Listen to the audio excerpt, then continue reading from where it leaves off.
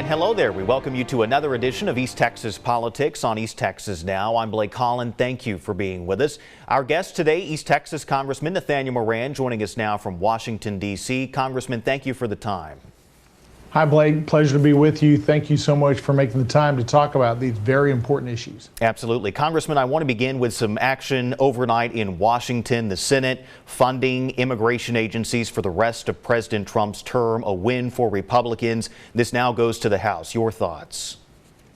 Yeah, very happy to see this happen. Our CBP and ICE folks deserve to have stable funding. We need to know that this is not going to be funding that gets used politically by the Democrats going forward, and that's why you see multi-year funding in this reconciliation package coming out of the Senate. Finally glad to see it. We'll look forward to voting for this package when it gets back over to the House next week sometime, hopefully at the very beginning of the week. Now, among the things that the Senate rejected as a part of this was an effort to kill off this proposal for the president's anti-weaponization fund. There's been some confusion this week, some back and forth on whether or not this fund is still a thing that's going to happen. But when it comes to this fund that critics believe could become a slush fund for allies of President Trump, what are your thoughts on this? Well, we certainly don't want to see it become a slush fund for anybody, but we know that during the Biden administration there was weaponization of the government that was turned against everyday American citizens for their political, just their political stances, and that cannot be the case. Now, the one thing to remember about this fund is it is coming out of a settlement with the Department of Justice as a result of a lawsuit by President Trump. And so these are not funds that have been appropriated, but funds that, for this specific reason, but funds effectively that the president has said, hey, out of my settlement, I want to set aside these funds for those Americans that could not bring a lawsuit, didn't have the ability to turn back and push back against the government as President Trump did, but to help those folks out that have unfortunately been targeted in prior administrations for their political beliefs. Congressman, would you be okay with January 6 defendants receiving funds from this anti-weaponization fund? Well, I think every case needs to be taken case by case, or every claim needs to be taken case by case and fact by fact. There's certainly people that were involved that day that were targeted. We've talked about that in the past, that were targeted unfairly by the government, where the government used civil statutes, RICO statutes, more broadly than they were intended to go after folks that were just kind of caught up in the day's events. Those folks were targeted by the Biden administration in a way that was inappropriate. It was overreach by government. And so certainly I think the claims need to be evaluated case by case based on the facts of each claim. Congressman, I want to move now to the war in Iran. I want to go back to an interview you did with me back in early March. This was from the 2nd of March. You told me you expected U.S. involvement in this war to last no more than 4 to 6 weeks. It's now early June. You said, and this is a quote here, Congress must play a part in those long-term decisions if there's going to be long-term military action as contemplated by the War Powers Act of 1973. That's what you told us in that interview in March. This week, 4 Republicans joined Democrats in passing a War Powers Act resolution. You were not one of them. Why did you vote against this? Yeah, because I think maybe even in that interview, but certainly in others, I pointed out that the spirit, the goal behind the War Powers Act was to make sure that presidents could not commit these troops long term. That short term action, absolutely, but long term, Congress needed to have a heavy say, and we have, both informally and formally with the president. I think the American people, even more so, have had their say with the president on what they want to see happen, and he has taken the action that the War Powers Act resolution was intended to do, and that is to begin to roll back that action. We've seen dedicated efforts to negotiate a deal over the past several weeks. We've seen a curtailment of most of the military action. When Congress commits to make a vote on the War Powers Act, when they actually do, that basically means, hey, Mr. President, you've got to unwind this and start rolling things back and bring our troops home. Well, he's already been doing that. He's already begun to unwind the heightened military action that took place in Iran, which, by the way, has done a ton for national security those strikes immediately, I told you I supported those strikes because immediately they put a dent in the long-term viability of Iran and its proxies to commit harm to Americans both abroad and here domestically. I thought it was a smart move by the president, supported that strong use of military action. But I also support what he's doing now, and that is to begin to roll that back. And that's why I voted against this action, is because politically, when you undermine the president's negotiating position in this moment, where he is doing the very thing that the War Powers Act wants him to do, and that is begin to curtail those military actions, when you undermine that by sending a political message in the midst of those negotiations, that only helps our adversaries and our enemies in this instance. And so we don't want to do that. It's a political maneuver by the Democrats. It was not a policy maneuver by the Democrats. And so I'm not going to be part of that. And how long would you like to see U.S. involvement go on in this war? I mean, is there a deadline for you when you'd like to see no U.S. involvement in this war? Again, it all depends on where we're at in the spectrum of what is the president doing? Is he moving towards more acceleration or less acceleration? Is he trying to do the things that we have seen him do, which in good faith he's been working for a peace deal? We know this is a president who wants peace. He's actively understood and participated in the fact that you have to exercise strength militarily to get that peace. Because of the strong military actions that he has undertaken, we've seen, I think, a more peaceful future be presented to us, both domestically and for our Americans abroad and for our allies and those that we stand with. And so there's no bright red line. You can't say, okay, I'm going to do it on X day. No, it's a matter of let's take it day by day, fact by fact, case by case on where we're at. But we're moving in the right direction. The president's intentions, his mission, his desire is to bring those military actions to a conclusion and to bring those troops that were committed closer back to America or back to where they need to be militarily or around the world. I think he's moving in the right direction. That's why I do not want to undermine him with a political vote. Congressman, I want to move now to some election results and your reaction. First, the Republican Senate runoff. It feels like a lifetime ago, but it wasn't that long ago. Ken Paxton came out on top in that race. You had endorsed Senator John Cornyn in that race, telling me character matters. Character should be a foundation of conservatism at all times. You said the two have to go hand in hand. So the question is, with Paxton now the nominee, character mattered in May. Does character still matter come November? Will you support Ken Paxton? Yeah, character still does matter. Absolutely. I don't roll back, and I haven't rolled back any of my statements about that. My evaluation of why we need to stand on principle then and now remains the same. I know I was talking to my team earlier this week and just reaffirmed to them, listen, this is not the moment when we are going to scrub the things that we've said online or try to roll those back. There's no reason to do that. When you stand for principle, you stand for principle, whatever the moment, before and after. And certainly when you talk about these things in terms of principles, my hope is that people will hear it in those ways. It's not about partisanship. It's not about the people necessarily, but it's about the principles that we're trying to espouse and stand for. So I'm going to remain consistent in that. Now, I certainly support the Republican ticket in November. That's different than a personal endorsement, but we'll support the Republican ticket because when you look at both sides of what's presented in November, I think certainly the worst thing for the principles that I stand for and espouse would be to see Tallarico get elected. And so I'm not going to, certainly not going to promote that side of the aisle at all. I think that takes us in a much different direction, in the wrong direction for East Texans and for Texas generally. But I stand firmly by the statements that I made before the election. And considering the fact that you did go in the opposite direction of President Trump's endorsement, President Trump had endorsed Ken Paxton in this race, you endorsed Senator John Cornyn. When it comes to your own political career, do you fear any retribution for the choice you made? You know, I didn't come to Washington, D.C. to stick my finger in the wind to figure out what political winds should determine my decisions. I came here and said from the very beginning that we're going to stand on principle. We're going to make decisions based on principle. We're going to communicate out principles. So I'm not going to dilute that whether or not it does or does not have a political effect for me in the future.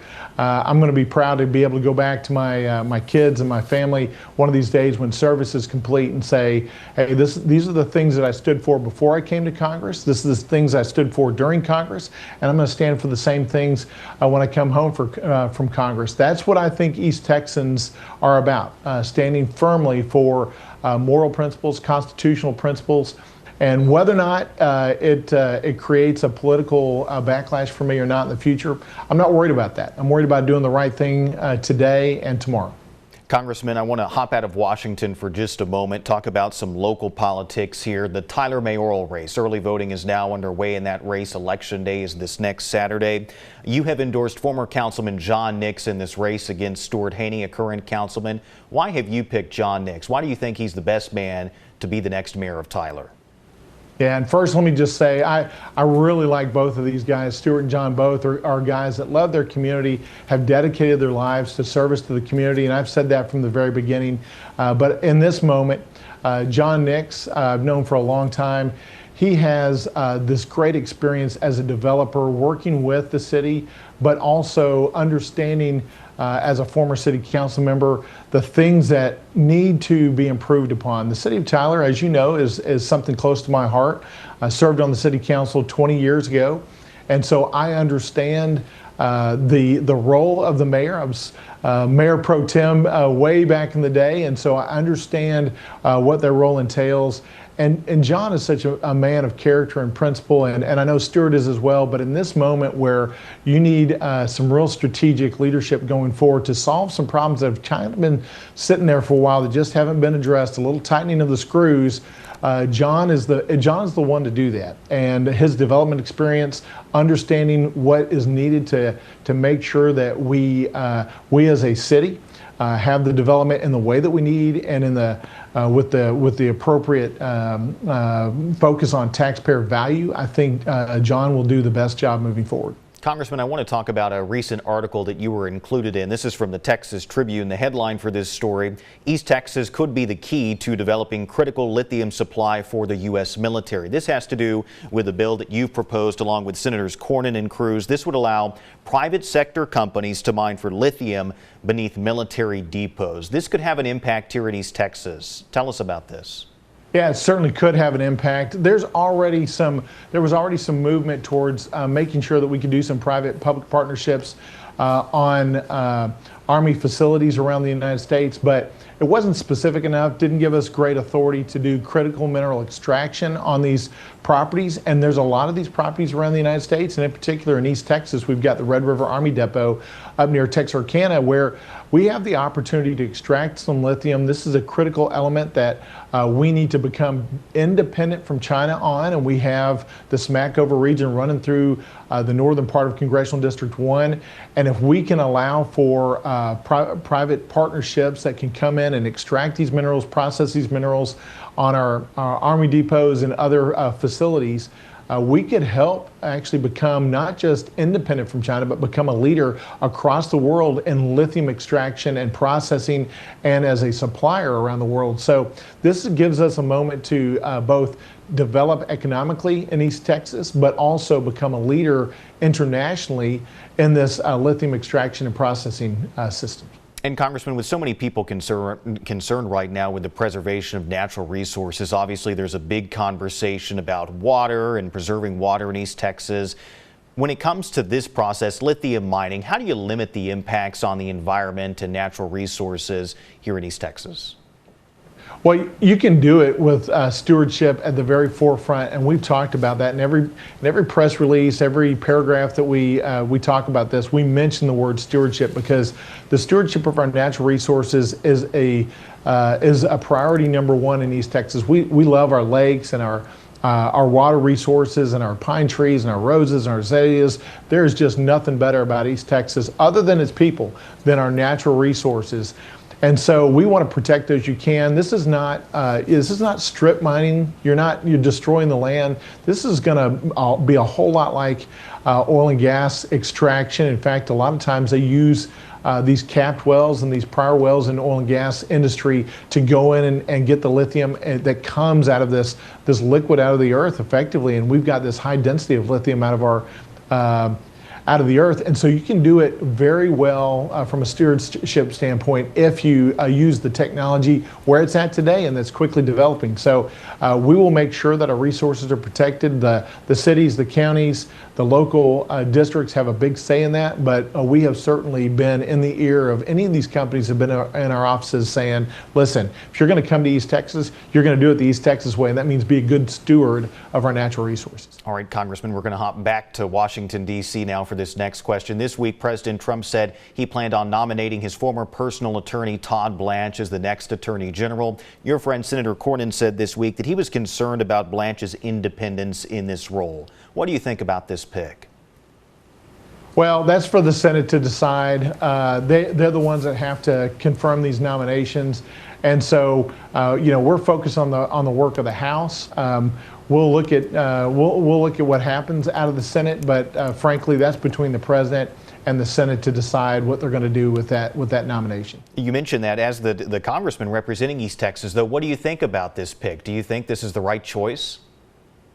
Well, I'm not disturbed by this choice. He's done a great job already in the interim role, and I think that I recognize that there is maybe some discussion that needs to be ferreted out in that confirmation process.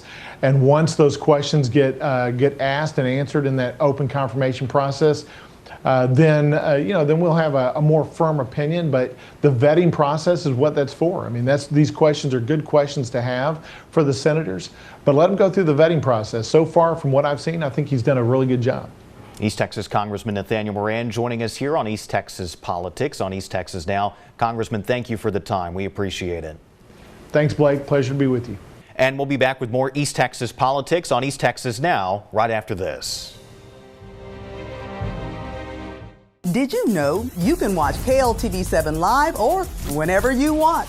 Totally free with no subscriptions. Just search KLTV 7 on your Roku, Apple TV, Fire TV, or Android TV. Get local live news, first alert weather, and sports anytime you want it. Download and stream KLTV 7, watch live, or play it back later. It's easy to watch, easy to install, and it's free. This is KLTV 7 on your schedule. So the next time you stream, search KLTV 7 News. Making plans?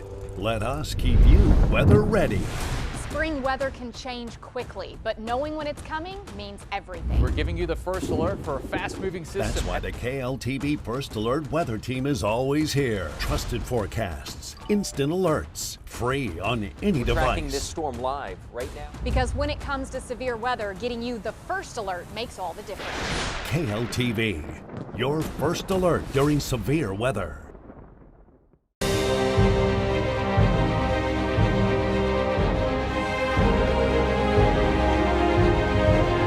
And we welcome you back to East Texas Politics. Joining us now, the mayor of Tyler, Don Warren. Mayor Warren, thanks for being with us. Good to be here. Thanks for having me. You are the mayor at least for a few more weeks. I believe it's June 24th when the new mayor will be sworn in, and you will stop being the mayor that day. That's correct. June 24th, I would say about 9:15 in the morning. Okay. Who's counting, though, right? No, I'm not counting. I want to begin there with the race for mayor, the race for your successor. You have endorsed Councilman Stuart Haney in this race. Why is that? Well, I've worked with Stuart for the last 5 years since he's been on council, and I've gotten to know him very well. And Stuart is a man of integrity, and he's excited about the city. He loves the momentum. He loves what we've done for the last 6 years, and he wants to carry it forward. And what I've seen Stuart do is connect with people. And when I ran for mayor in 2020, my slogan was for all of Tyler. And that's really become Stuart's slogan as well. And he's trying to do what he can for the entire community and not just one part of the community. And he's gotten plugged in.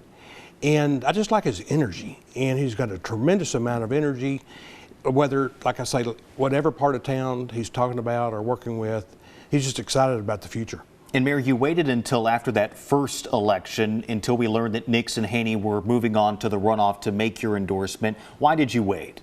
Well, it's hard. You know, when you know the candidates and you've served with James Wynn and with Stewart on the council, and I've known James for a long time. And there's something about friendships that matter to me. There's a lot about friendships that matter to me, and I just didn't feel like the time was appropriate. And whether it was going to be James or Stewart against whoever, I was going to wait to make a decision until that time. But James is a great friend, and he's still a great friend, and I just wanted to wait. And were you hesitant at all to make an endorsement in this race? No, I was not. And why is that? Why did you feel so confident in making an endorsement? I have served with the city on planning and zoning, on council and mayor for a total of 16 years. And born and raised here, Tyler's my home. And we have done so much over the last 12 years since I've been on council and as mayor that I'm extremely proud of. And I hear some of what my opponent says. I get a lot of it from people that forward me messages because Mr. Nix has blocked me on Facebook, so I can't see really what he says firsthand. People just forward me clips. But I see that he wants to come in and doge the city and audit different departments and come in just fist and kind of angry. And I don't like that. And I want to protect what we've done for the last 6 years for sure. And I don't want him coming in and undoing what's been done. And having done this job and still doing this job as mayor of Tyler, regardless of who the next mayor is, whether it's Mr. Haney or Mr. Nix, what is the biggest challenge faced by the incoming mayor, in your opinion? Developing relationships with everyone. And my biggest thing for my 6 years as mayor and before that on council is developing relationships. And the hotel's a great example. We called Valencia Hotel and invited them to come up here. And they came up here, we had a great meal, we talked. And now we have a new hotel coming in, but it was just because of relationships and reaching out and becoming friends. And you have to have that right mindset, you have to have that right personality, you have to have that inviting personality to where people say, let's go see what Tyler's all about. And when they come here and they see what we've done for the last 6 years and even beyond to the 12 years, and they see the quality of life, whether it's our parks, the hotel folks, Valencia, they saw what was going on downtown, the downtown project. They're going, we want our hotel to overlook that park. And so it really is about relationships and connecting with people, and that's probably the most important thing. That it's not even a challenge for me, it just comes natural because I am so proud of Tyler. And Scott Martinez with the TEDC, if he brings a company in that's looking at Tyler, I love to be a part of that meeting so I can sell our community because we have a place to really be proud of. And you've been the mayor since 2020. Hindsight is 2020. When you look back, would you have done anything differently? That's always a great question, but I answer that question not only about the mayorship, but my entire life. There is nothing I would do over differently. And I'm a firm believer that what we do is leads us down a trail and a journey. And if you did something different a year ago, 2 years ago, 10 years ago, would I be in the same spot I am today? And so I don't have any regrets. I wouldn't do anything over because I'm here today because of the path that I've taken, and I can't think of a different place I'd rather be. What are you most proud of in your time as mayor? That's a very easy question. And I think back to the opening of Burkeville Park in April of 2015. And that was one of the first parks we went in and revitalized. And on that day, we opened up the park, and all these children were there, and there was a banner. And the banner was painting, and all these children were behind the banner, and they ran through the banner, and someone took a snapshot. And I have a picture in my office that shows all those kids at the banner. And those kids represent the entire community. Now, I recently had my going away party with city staff, and Stephanie, one of the deputy city manager, she had a painting made for me, a nice large painting, and it's a painting of that picture in the park that will be in my office because that is definitely not only that is a high point, but when you get to the kids, to me, the parks and quality of life means more than the conference center, the Mayfair, the brick and mortar. It's about souls, it's about joy, it's about pride, it's about peace, and the kids at the parks are the high point. And correct me if I'm wrong, but when we talk about the mayor of Tyler, this is a volunteer position. You are not paid to be the mayor, correct? You're not paid in dollars, but you are paid in other ways. And when I go home, my wife says, "What did you do today?" And I tell her, I beam with pride when I'm able to tell her what we did, because it doesn't matter if it's the kids in the park, or you're going to a school to read to kids, or you're going to meet and go to wish a lady a happy birthday that's 105 years old. You never know where you're going to be on any given day. And some of the things that you go to that you're thinking, oh, I don't want to go do that. You leave wherever you were and you come back thinking, I'm more fulfilled after than what I was before. So, that's what it is. Regardless of who becomes the next mayor, whether it's Mr. Haney or Mr. Nix, what is your advice to the next mayor of Tyler? Be kind. Be kind to people. Respect people. And that's going to go a long way. And, you know, with city staff, with employees, with council, you know, what I've seen over the past few months, and I've talked about it a little bit already, but I'm very protective of our council and of our city manager and our staff. And when I see these attacks on our council, our staff, and the city manager, I take it, I'm not going to say I take it personally, but I don't like it, and because I like them and I care for them, and I want them to enjoy their future with the city, and I want the next mayor to treat them with respect and integrity. Do you think you'll ever run for elected office again? No, no. You've had enough fun. It has been probably the best experience of my life, but I'm not getting any younger. And but I'm going to stay plugged in with the community and volunteering in some form or fashion. But being mayor of this city has been the biggest and the best things ever happened to me, other than my wife and my kids. But it's been a fabulous journey, and I want the next mayor to have that same experience. In the minute we have left here, Mr. Mayor, anything else you want to add that we haven't talked about just yet? Well, I'm very thankful for my wife, for sure, and my kids who have supported me all along the way. And I just, whoever becomes the next mayor, and you know who I hope that's going to be, that you come in and, like I've already said, treat people kind, and as I say at the end of many of my speeches, love thy neighbor. Tyler Mayor Don Warren, thank you for making some time to be with us. We appreciate it. We're back with more East Texas politics on East Texas Now right after this. East Texas Sports Now. It's a podcast featuring coaches and athletes from high school to the pros.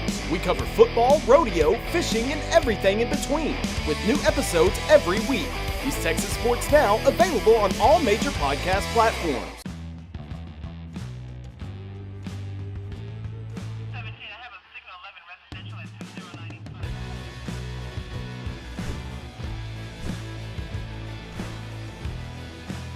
Start show. All right, got my show open. 5, 4, 3, 1. Good morning, East Texas. Thanks for waking up with us. Mornings start here. What if you didn't just check the weather, but understood it? Why storms build, where fronts come from, the story behind it all. Because weather isn't just in your forecast, it's everywhere. First Alert Weather Extra. It's just more. And that'll do it for this week's edition of East Texas Politics on East Texas Now. I'm Blake Collin. Thank you for being with us. We'll see you next time.